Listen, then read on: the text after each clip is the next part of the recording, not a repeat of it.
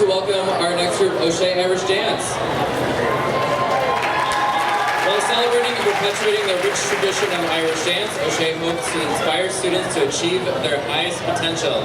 Above all, O'Shea wants their dancers of all ages to have fun and enjoy Irish dance in a friendly and supportive family atmosphere. Please welcome O'Shea Irish Dance.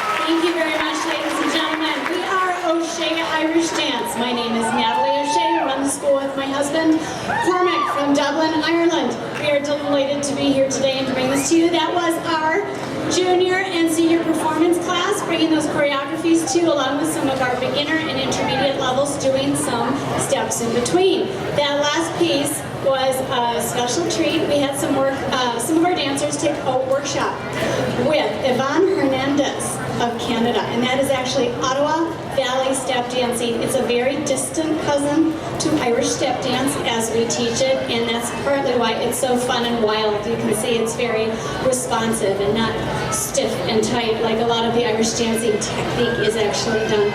Now, next we have a slip jig. That first part was a reel. You can hear it's in a 4-count beat. A jig is in 3s. When you hear the word slip jig, that means it's like a jig and a half. It's a 9-8 timing. It's a beautiful soft shoe dance. It's lovely. It's languid. It's usually done only by ladies. We like to break convention, however, and we'll show you how we will do that in a moment. We'll have our beginner 3s come on up and take their space. Ladies, make sure you find your center. A lot of these girls, this is the first time they get to perform this dance. It's a step up as they move up. And we have a lot of them. They just love to get as much opportunity in here as possible.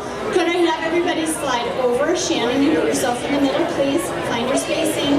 Need a little bit of coaching here. Here's their very first slip jig, and we'll go on to some of our advanced dancers. Thank you.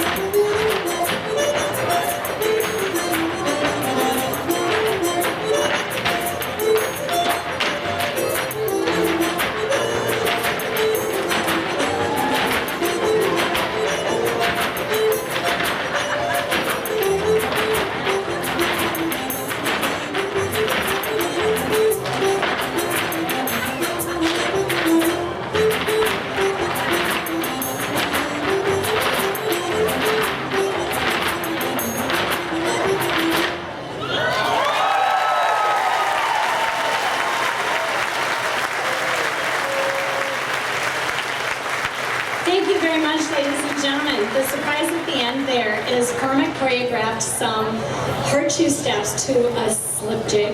You can hear some of the different rhythms in there, and also to a treble light jig. Nothing that you've probably ever seen before and may never see again. So that was a special treat. What they did there is that was featuring some of our senior dancers. Now these guys, I'm singling out because they all went to the national championships this year in July. All went down to Chicago to perform. I want them to catch their breath, and I'll tell you, it takes so much work and commitment. These guys train 4 or 5 times a day, 3 to 4 hours a day, doing what they do to have the fitness and technique able to go to this competitive level. What they have to do with the nationals is present in 2 rounds a light shoe step, a hard shoe step, and if they pass those and qualify in the top third, they get to dance what they call a set piece, and it's a special piece to a traditional piece of music choreographed by Cormac to what they can do. So he actually features some of the special things they can do, like points, like ballet or rocks, kicks. A lot of people can do that. It's very intricate rhythm, and there's a lot of pressure on this piece. We actually want to share some of it with you, just little samplings. This is called the Blackthorn Step.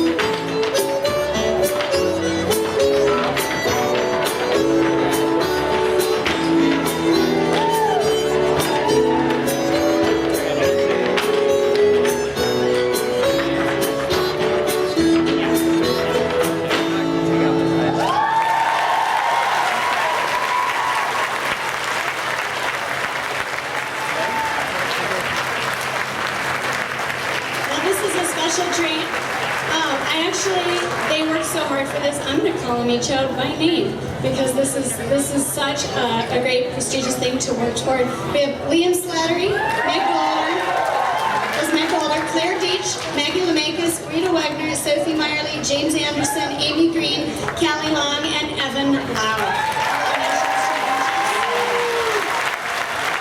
Thank you very much, you guys.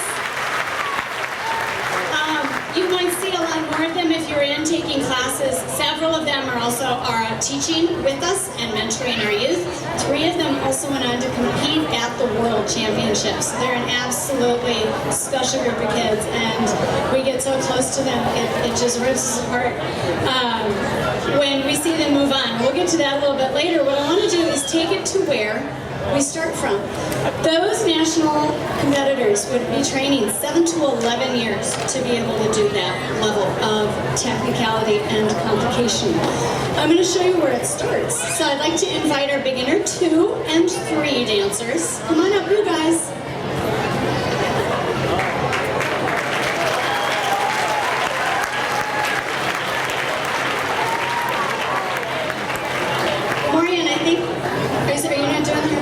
I don't want to miss anybody. These guys have been in these shoes since September, and they are working on one, just controlling them. It's amazing what those shoes want to get up to when we put the music on and the feet get going. You guys have probably done that. We need to actually control the sounds. Let me see, Lucy, will you turn around and show us the back of your shoe? It's a little bit like horses here. You guys might be able to see.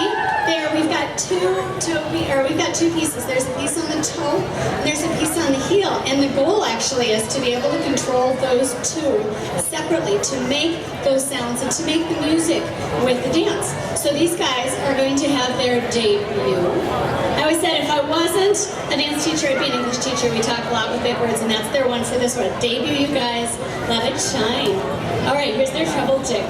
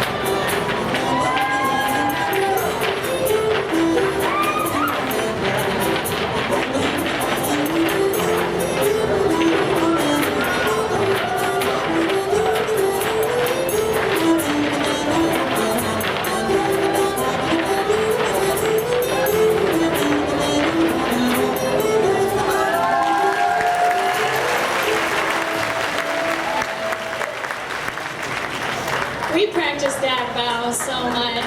So you guys might imbibe. I love that when they come off, but sometimes you guys are a little intimidating up here for some of these guys. Have you ever been on stage? Do you like that? It's good fun, isn't it? Well, next we actually are going to go back to our junior and senior performance teams with people who are used to being up here a little bit more. And we're going to continue with another kind of jig. And I talked about the reel, which is in the 4/4 time. We've talked about a jig, a slip jig, which is in the 9/8 time. This is actually going to be another treble jig. It's a jig done in horseshoe. And this is a special one. The tune is traditional. We don't know how long it's been around, but this choreography in particular, ladies, if you'd like to come on out, that we're going to show you is a 100-year-old choreography. It was taken across Ireland by dancing masters, people who would have gone village to village to share these things. It was shared all over to the point where right now it is danced all over the world just the same. It's actually been used in a few flash mob situations. These guys are going to show that traditional dance to you now. It's a beautiful choreography using little heels and little tips and tricks that we get to see there. Second piece we're going to show you is the St. Patrick's Day done as a Cayley dance, an 8-hand that has very intricate movement. The last thing is a 16-hand Cayley, a fairly special one. It takes a lot of people to do it. It's our first time putting it on the stage this year at the Irish Fair, and we'll let this all roll on. Thank you very much, ladies. St. Patrick's Day.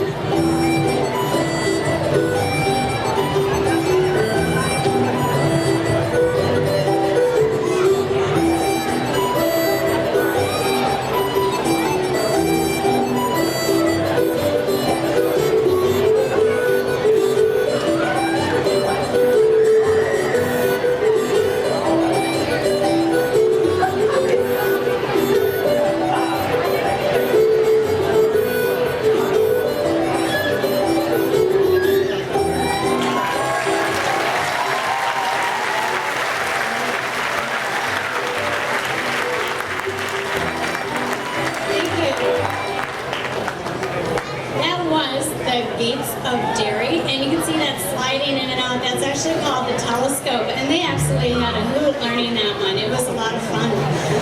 We're going to let them catch their breath. You'd be surprised how much aerobic fitness that takes. We're going to bring our focus right down to our very start. Now, Cormac and his family have 40 years of teaching behind them. They have one of the most successful schools in Ireland in both solo and Gaelic World Championship levels. They have been phenomenal. But Cormac, first and foremost, really is a musician. The dance grows out of music.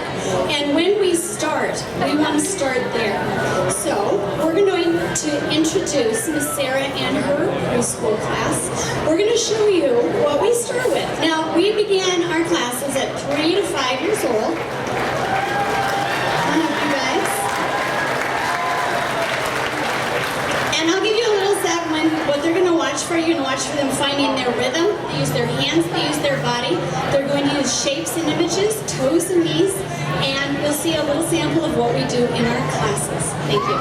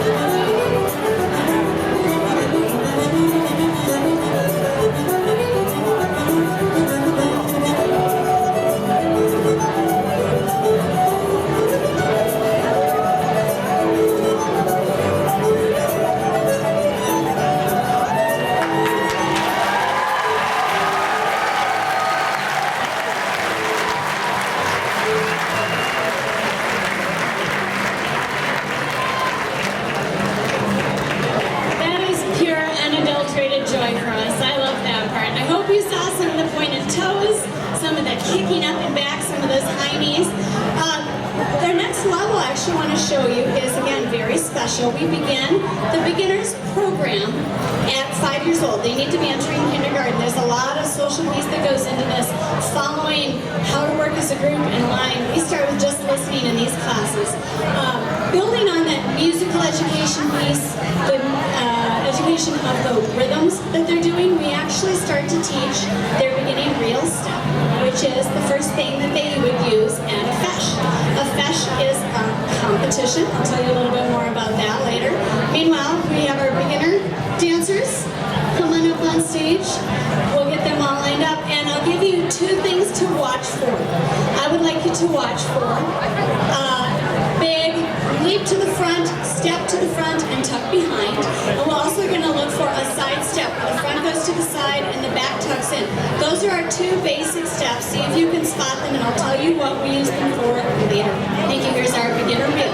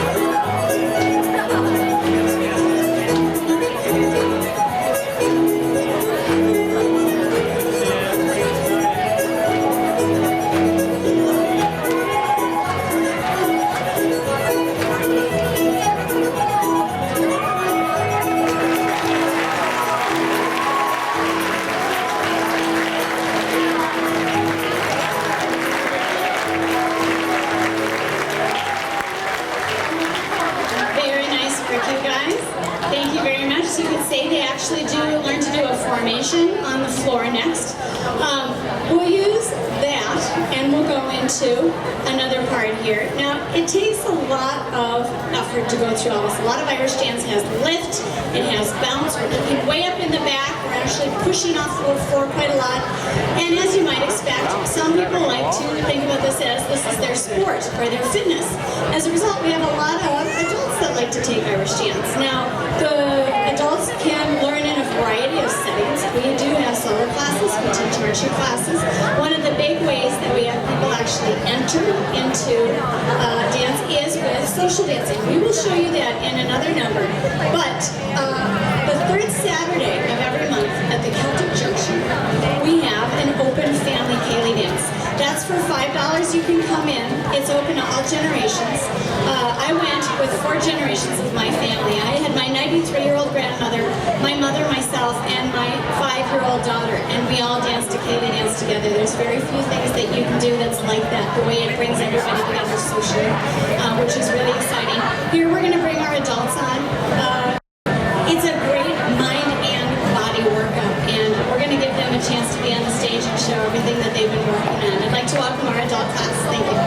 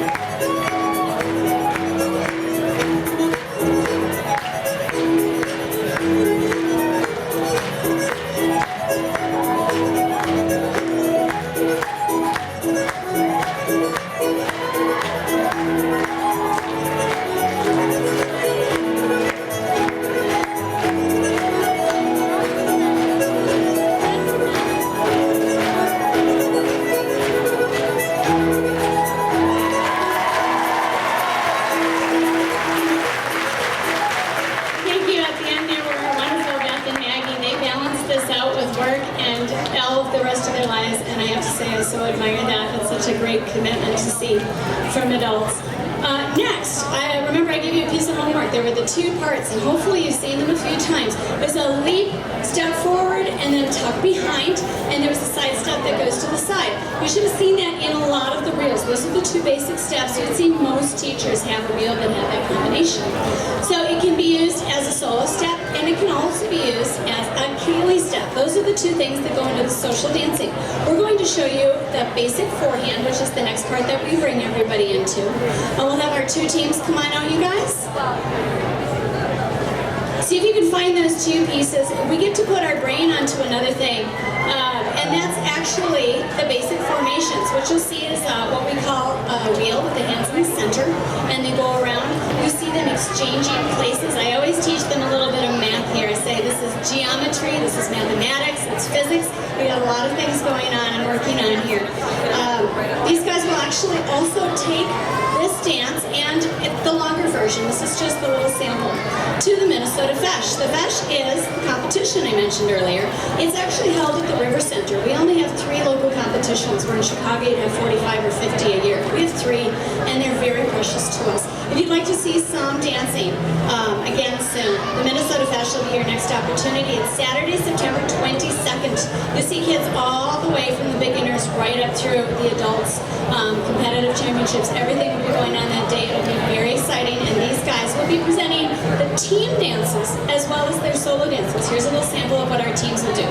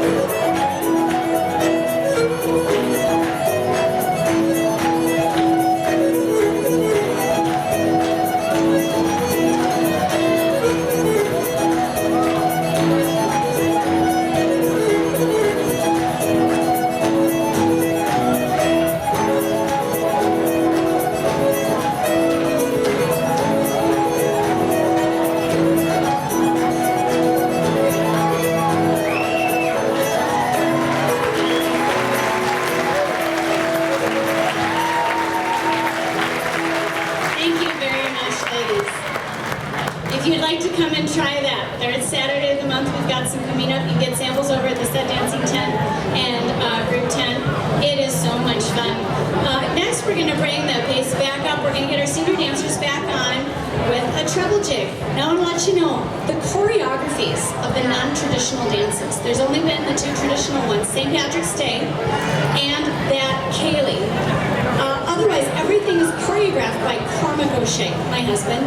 You may notice there's this conspicuous absence of him here. I did tell you he was a musician first and foremost at heart. That is because right now he has been asked to perform at the regional championships in Australia. So when we were doing this last number, he Skyped us in class with the Sydney Bridge in the background. The kids are actually quite excited by that. It was great fun to have a class from Australia. God bless technology. But you get to see a little bit of his steps, his rhythms, his choreographies, and it gets so much more complicated as they move up. We'll get back to this exciting heart shoe, and this is our treble jig. Thank you.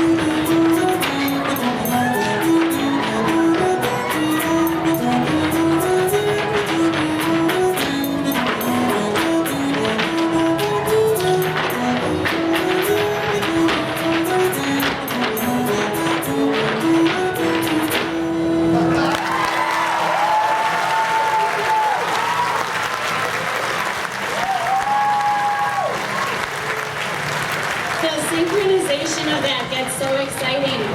It's not all part of traditional. Traditional would have been making rhythms and entertaining each other and dark nights with no television or no radio, as much of Ireland was. Cormac has a background that comes from Riverdance. His mother and father, like I said, have been teaching for 40 years. And if you had seen that original Riverdance line, the very first Eurovision Song Contest, original Dublin show, original London show, Cormac would have been in each and every one of those. You see any of the 3 videos, he's the one on the right. The other side is a bookend with his brother, and they have an incredible long history of training the lines, the style, the technique, the synchronization. As a matter of fact, 17 of the 21 dancers in that first Riverdance line were all taught by Cormac's mother. And 3 of them were actually himself, his sister, and his brother. So that's one of the things these kids, it's amazing what they can do, and it's so exciting for us to have their excitement to work with. We see them come so far and so long. And yet, one of those parts is to see where they come from. We're going to bring our beginners back on for one last thing. We're going to show you their light jig. Beginner class, would you guys like to come on up, Lucy and Bridget? You can lead us on. Come on, guys. It's back to a traditional step. See, to get that river dancing and all of the lines and synchronization, it takes a lot of practice. So this is one of the things we practice in, making an ice shape. Could you guys all spread out to your chicken arm spaces so you can do lots of hopping and leaping? They love this one, and I love teaching it. This is the bounciest dance, I think. We'll leave you with this light jig with our beginner class. Thank you.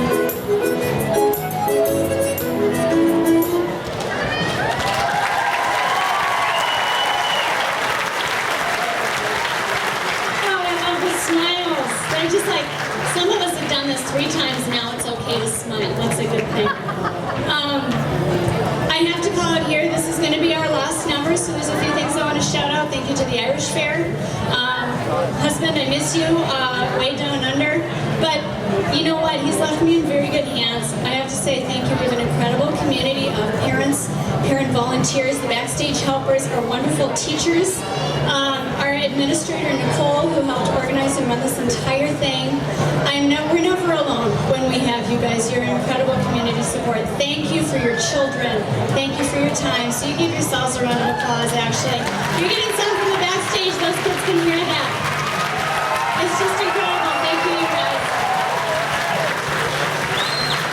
We wouldn't be the school we are without each and every one of you. And one of the hardest parts, we also wouldn't be the school we are without the kids that graduate. So Cormac is usually the one that cries right here. I guess it has to be me this time.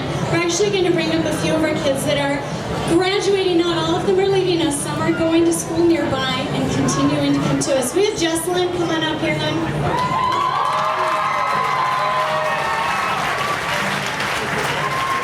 Very good. Jesselyn is going. Can we have Eden Burke? Eden, where are you going? You're graduating? Okay, these are seniors. We have all of these guys. We have Sophie Meyerly. We have Eva Slattery.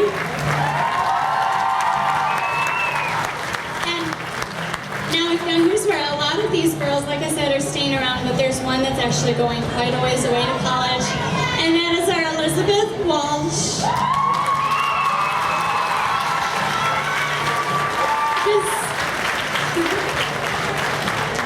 This is her farewell performance. So, you guys take a bow. Thank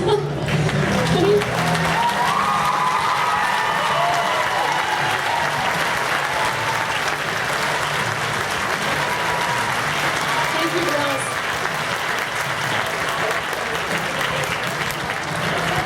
I'll let them collect themselves for just a minute so that she can actually dance for you, because we want that final performance to be a fantastic one. And we have one person who's asked to have a word here, and I'll hand the microphone off for just 1 second.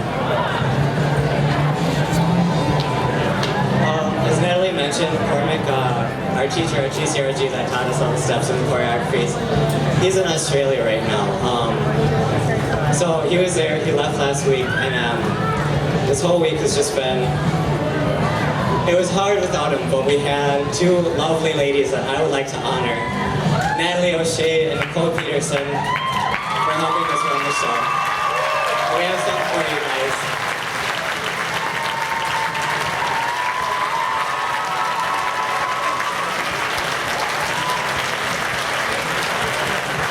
They've worked so hard to make this possible, to make this Irish Fair one of the most organized Irish Fairs that we've had.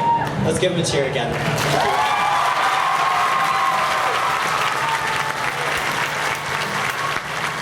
Goodness, that was not part of my plan, but I do love flowers.